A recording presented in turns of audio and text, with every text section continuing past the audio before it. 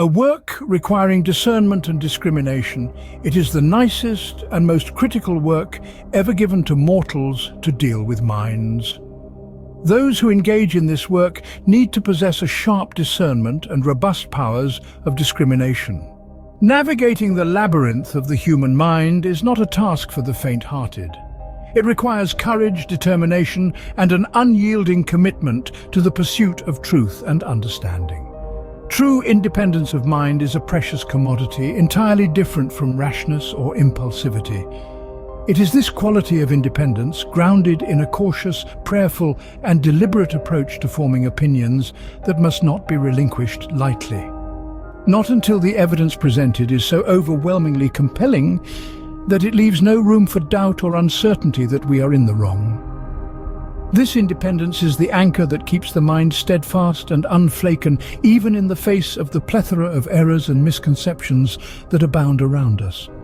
It is what guides those in positions of responsibility to scrutinize the evidence from every angle, to resist the temptation to be swayed by the opinions of others or the circumstances around them, to form conclusions devoid of a comprehensive, intelligent understanding of the situation at hand. An exacting task.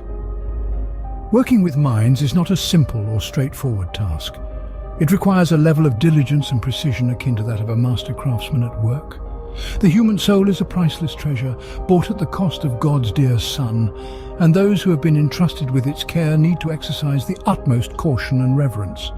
How carefully, therefore, should ministers, teachers, and parents handle the souls that have been placed under their care and influence? It is indeed a delicate task to deal with minds, one that should be approached with a sense of awe and trepidation. The individuals responsible for the education of youth should embody the epitome of self-control and restraint. To recklessly destroy one's influence over a human soul due to impatience or in a misguided attempt to assert dominance and authority is a calamitous error. It could lead to the potential loss of that soul for Christ. The minds of young people are impressionable and easily shaped by the influences around them, and injudicious handling of these minds can cause such a deep-seated harm that it might never be fully reversed. The teachings of Christ should form the cornerstone of the education and upbringing of the young.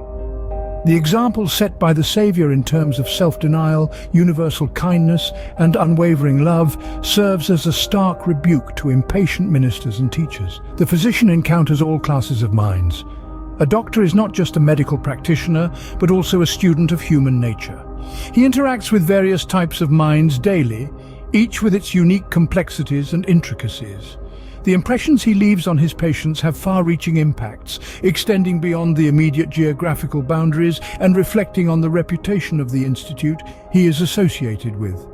It is incumbent upon him, therefore, to continually enrich his knowledge base and to exhibit the highest standards of etiquette and refinement.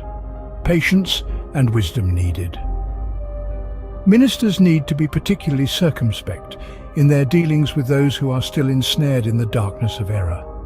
It is a delicate balancing act that a nuanced approach, a blend of patience and wisdom, and a deep understanding of the human psyche. The love of Christ wins its way.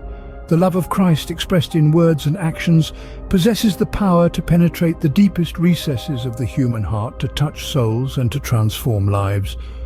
With compassion and love, all are not equipped to guide the erring back onto the right path.